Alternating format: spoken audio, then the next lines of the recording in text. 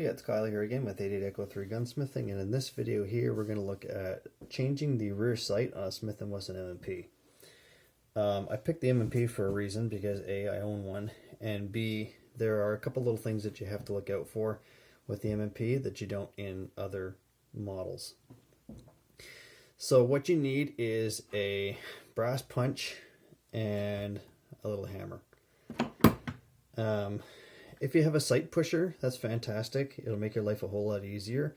But if you don't, the brass punch is fine. So you can see I've already started this one. And basically all I'm going to do is just take the brass punch.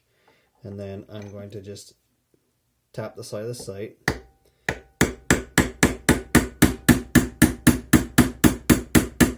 Until it comes off.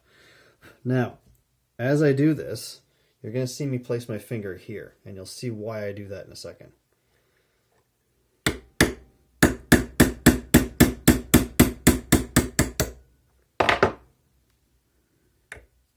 Okay, so it's just about ready to come off, and what I'm going to do is I'm going to pull the camera a little bit closer and you can see what I'm talking about here. You can see that little hole there. What's going to happen is as I take this out, you're going to see that there is a spring-loaded plunger behind there.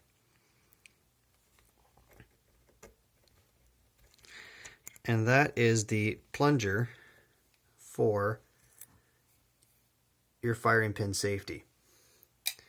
And then in behind there, I'll give that a little push, in behind there is your firing pin safety itself.